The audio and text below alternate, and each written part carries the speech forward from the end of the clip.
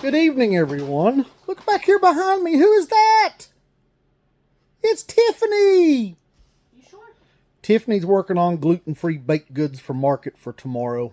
This time of year when we're low on produce or have none, we take baked goods and some of the stuff we made out of our garden, like pickles, which we'll have pickles tomorrow, and apple butter, and hot sauce. We saw a lot of hot sauce.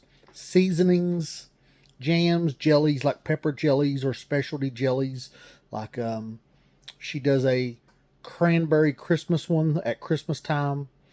And she does a orange marmalade and a ginger pear, blah, blah, blah. That's not what this video is about. This video is about flowers.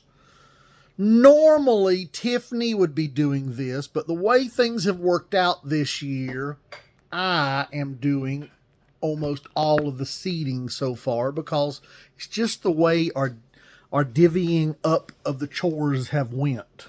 Ain't that right, Tiffany? Yeah.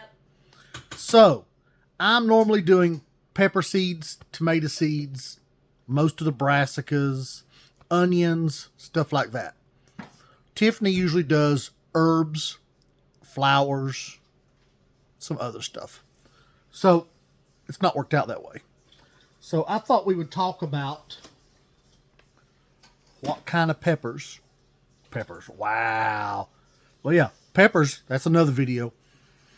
But what kind of flowers we should be seeding and when. And show you some techniques here. Now, the techniques I'm not going to show you till the end, so you'll have to hang around or fast forward to the end. So, here we go. So, my advice is get you a calendar, unless you're a whole lot smarter than I am. And then you can remember it all, don't worry about it. I use a calendar so I can flip to it. I do use my phone, so my digital calendar, like a Google Assistant, to keep up with some stuff. But seeding dates, I want to be able to grab my calendar and look at it real quick.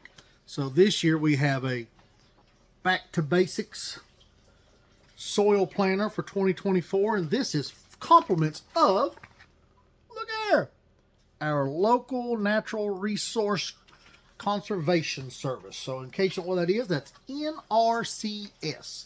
So that's the division of the U.S. Department of Agriculture. Also happens to be how we get our high tunnel grants. Ooh, exciting news there. So you also get to see some pretty scenery. That's not what this is about. So here we are. What we're seeding right now is, if you can see that, seed violas / pansies, which is the same thing. And we're seeding Sweet William. So right now I'm working on the violas, and that is seeding those on January the 21st. This information is able to be found online, but of course that's also the point of this video. But if I don't cover any flowers that you would be wanting to seed, then you might be able to ask us below, ask us a question, and we'll be glad to answer if you want to comment below.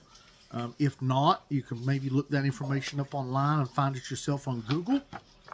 So, and then on the 4th of February, we'll be doing foxglove.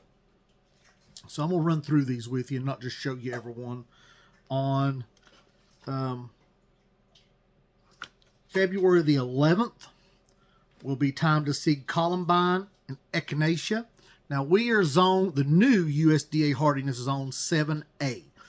Now we have considered ourselves now, Tiffany, what, for 7-8 years now, we've kind of classified ourselves as 6B, 7A, haven't we? Yeah. So now we are officially 7A. You would not know that by the temperatures we've had in the past week. It's been cold. Thankful for good heat in this old drafty house. So anyway, on the 11th, we're talking about seeding. Now, this is not direct seeding. This is starting in plug trays or pots or cell packs, however you prefer to start yours. So a lot of these flowers, if you do not if you direct seed them, they won't make it to bloom at the time you want them to. So we want to make sure, just like our vegetables, that we get them started at the appropriate time so they're ready to be enjoyed in your spring or summer or fall garden, or all of the above. Some of these flowers, you'll be able to enjoy them early spring, late spring, early summer, late summer, and early fall, and into mid to late fall. And then Tiffany is gone. What flowers do you get to use all winter usually outside that get to grow all winter? Pansies. So the pansies, and is there anything else? Not for me. Okay, so the pansies that we're seeding right now, not only will we get to enjoy them during the summer this year and the spring, Tiffany will also get to be looking out her window. We plant them in a stair-step raised bed out here, and she'll get to look out her window all winter long and enjoy those beautiful flowers, unless the chickens eat them. Then she don't get to enjoy the flowers. So echinacea, or echinacea, depends upon your southern drawl and accent. And then on the 18th, we will be seeding rudbeckia, snapdragons, and our Livingstone daisies. Now, some of these daisies you may want to go a week later on, but for us, we like to have them a little bit earlier, so we start them a week earlier, every now and then 2 weeks earlier, but we have greenhouses we can put these in and baby them a little better. Of course, if you're only growing a few, put them all over your house. Who cares, right? So on the 25th of February, we're still in February, guys, which is 8 weeks till our last frost date, by the way. The 25th of February technically is the 28th is 8 weeks, but we're in that week range there. The 28th is 8 weeks till our last suspected frost date. And I've talked about that with you in another video. So we will be doing forget-me-nots, bee balm. Bee balm is a flower and an herb. So we flip both ways on that. We got it under our flowers here so we don't forget it. And I don't know if I'm going to pronounce this right. Cleomes. Tiffany can correct me or laugh at me behind my shoulder or whatever she wants to do. Like I said, she's the flower person, not me. But I can read a chart, I can read a calendar, and I can put them in germination mix, water them, and we can go from there. And then we will be seeding on that day the rest of our daisies, regular daisies, like our blue disc daisies and so forth, pastel mixes, stuff like that we have.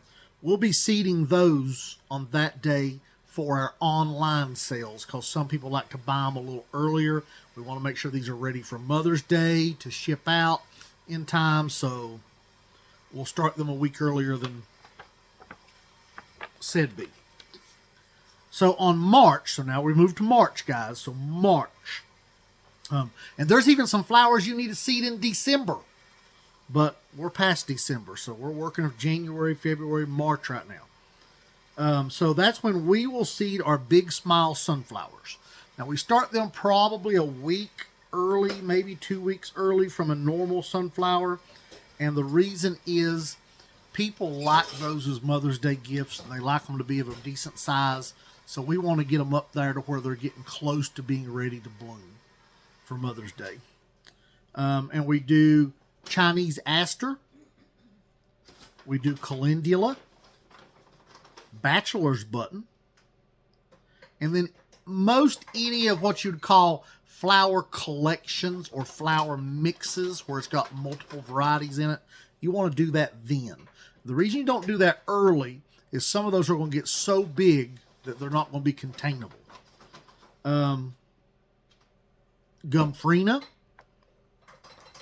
phlox, our Iceland poppies, and daisies, the rest of our daisies. So on the 10th, we'll move on to celosia, cosmos,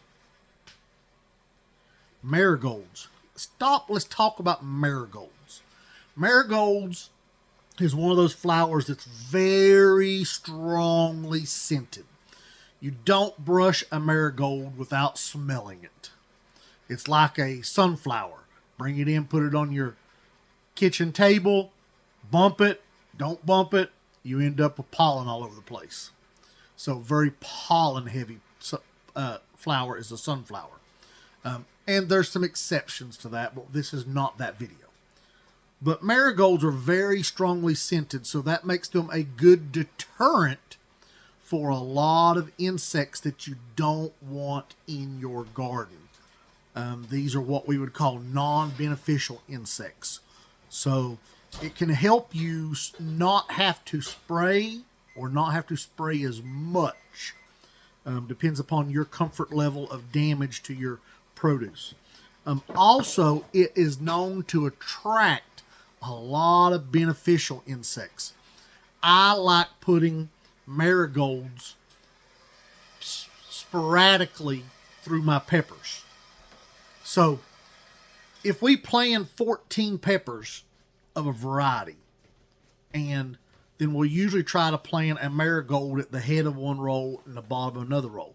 But if we get halfway through planting those planting those peppers, and there's one that's scrawny or one that died, and we just don't have it, we don't freak out. We grab a marigold or an herb and stick in the ground there, don't we, Tiffany? Yep. Basil, sage, whatever.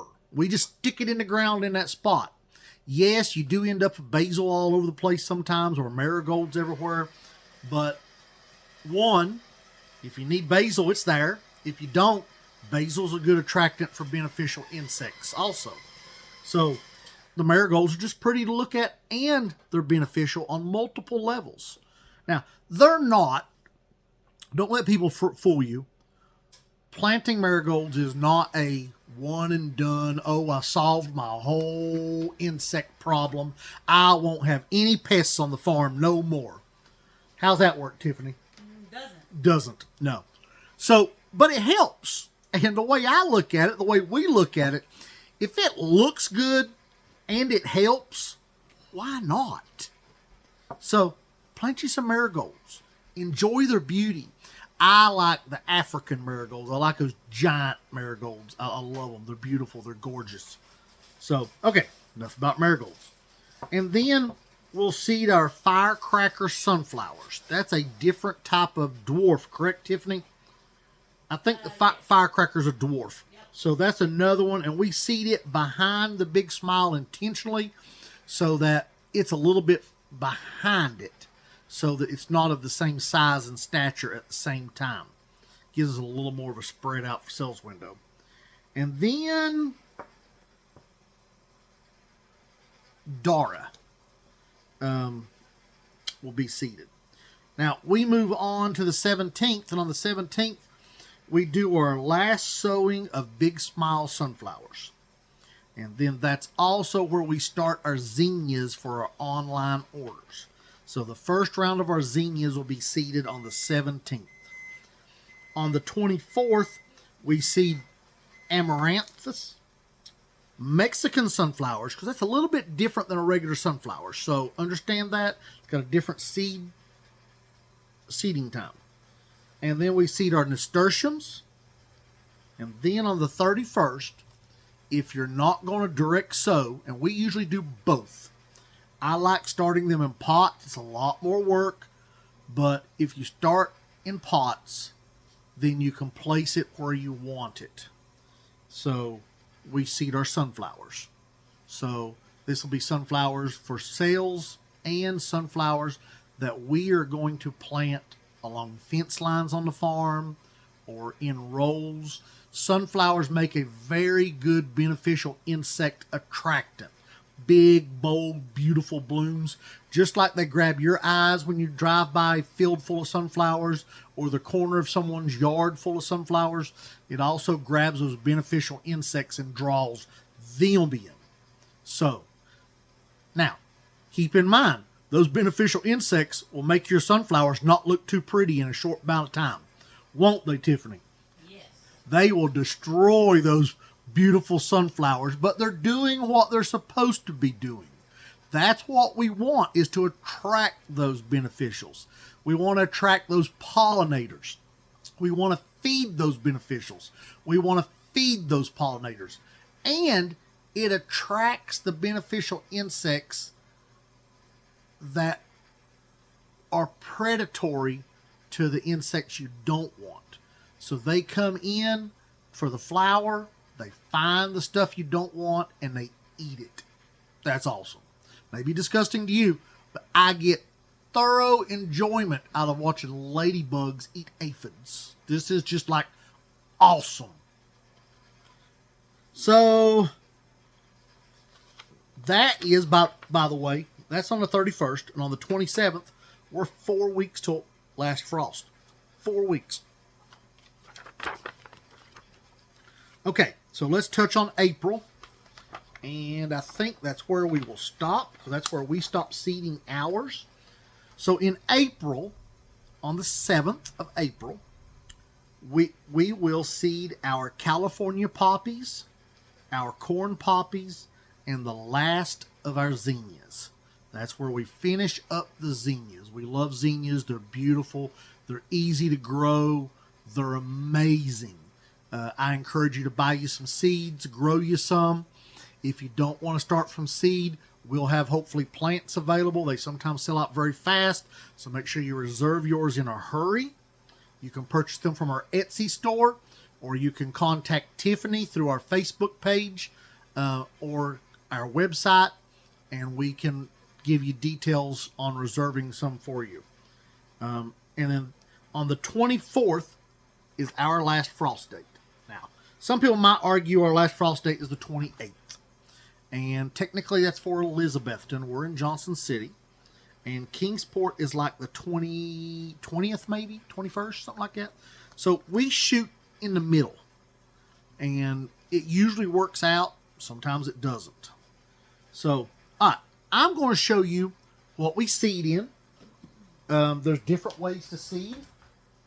There's different ways you can do this. Different size containers, trays. But I'm going to start with our 288s. Now, a 288 plug tray, this is rigid. And 288 means just that. Now, these are 1020 trays. And it's got 288 sales. Now, you can get that number quick by counting across, counting down, and then multiplying those two numbers, which happens to come out to 288. That's a lot of flowers. If you're growing them just for you, you may not want this many flowers, but maybe you've got a big bed that you'd like to fill full of pansies. This is the way to start. Now, that does require more work because you have to water more often. You have to be on top of time to transplant those plugs. So they're not going to stay in these plug trays, these 288s, until time to plant. Tiffany will be watching them in our grow out room. And when they get to size, we have to transplant. If we wait a week, we hurt those flowers. If we wait 2 weeks, we really hurt those flowers. If we end up waiting 4 weeks too long, we'll probably just go ahead and throw the flowers away. We killed them. They're never going to grow well. We've destroyed them. Now, we also have a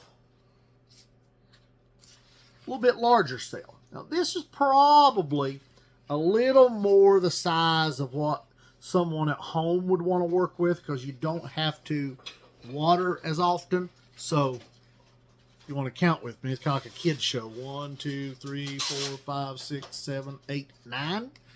And 1, 2, 3, 4, 5, 6, 7, 8, 9, 10. So that would be 90. 11, 12, 13, 14, 15, 16. So this is a 144.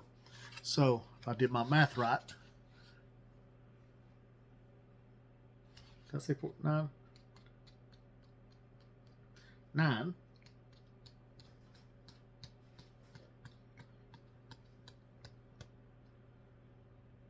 Yeah, I think I did that right. 144. I don't want to stop and just really think that through, but I think I got that right. We're in the neighborhood anyway, so that should be a 144, which is about half exactly of what the other 288 was. Now you can also, and these are a lot cheaper, this is a 128 cell tray, and we use a lot of 128 cell trays to start our pepper plants, tomato plants, some brassicas, lettuce. We start all of our lettuce in 128s. It's just a good spot to be. And these are fairly inexpensive. So, and they're fairly durable. You can, if you don't leave them sitting out in the sun, you can probably get 5 years out of these. You might get 10 if you're really careful with them. And these little holes in the bottom, you can take you a pencil, and I don't have a regular pencil sitting here. You can take you a pencil and poke your plugs out with it. Use a screwdriver also. I have done that. Right here, like a Phillips screwdriver. Hard doing this from the back, guys. And just poke your plugs out. So, 128, again, this is very nice. Now, there's 72s. This is a 72. Ooh, had some dirt in it, by the way. This is a 72. Now, these are years and years old. That's why we like these hard ones, is because you can get, we got these, as a matter of fact, these 72s came from a friend who closed a nursery, and he had them for a long time, and we've been using them for what, 3-4 years now? Yeah, a long time. So we've had these around 4 years roughly, and use them every year. Now this particular one I'm not as fond of. It's fine, but the holes are really big in the bottom, so some of this loose soil or seed starting mix can fall through. I really prefer a pencil sized hole in the bottom of them, but we still use them, and it's still usable. And we like the hard ones, which was what the first two was I showed you, the 288 and the 144. Though we like those because the hard ones work better. They feel better in your hand. And when you're carrying them to the field, this is another thing. When you're carrying them to the field or outside of your flower bed to plant them, you can carry one in each hand, or if you're talented, 2 in each hand, and they don't break. These other trays, if you carry more than 2, you're asking for trouble. Sometimes if you carry more than 1, you're asking for trouble. So we don't want to do all this work and then dump it on the ground or break the tray and destroy half of what we got. So, all right, guys, I did promise a tip. I gave you several, but this is the one I wanted to show you. So I'm going to get Tiffany to come film this so that you can see it. Okay, I have been informed that I am the videographer, so we can see this really cool tip. So it's very simple. Get you these pansy seeds. Tiffany, show them how small these are. And we do deal with some seeds that are smaller than that. But some of these varieties are, speaking of, I'll show you one of the varieties. This is the one we're sowing right now. This is from Rare Seeds. And this is Arkwright Ruby. So this is what they consider a large flowered pansy. So, and then I just sowed the antique, and I definitely am not going to try to pronounce that because I don't got a clue. But you can see it. Now this is a dwarf. This only gets like 3 inches tall and 4 to 5 inches around. So if you got somewhere delicate that you want to put this, that would be awesome. So this is a piece of paper folded up. Now you could just fold it one time, but I think it's a little awkward when you do that, trying to handle it. So I folded it twice, made me a nice good crease in it. Now most people tap these out, and you can do that. Let me find the spot where I was. Okay, so I'm sewing. I'm glad you can here. see that. So most people want to tap these out like this, and that is definitely doable. I can do it both ways. There goes one. And that one is just being hateful. But anyway, that's why I like doing it this way. Take my old case pocket knife. It's a nice long one. And I just drag out one seed. Obviously, you can use anything you want to. I did try using a little screwdriver, but I found that with that Phillips screwdriver, those viola seeds, pansy seeds, like to get stuck right in the little crevice. It magnetizes them, doesn't it? Yeah, a little bit of static cling going on there. And it didn't work well because I thought I was seeding them and I wasn't.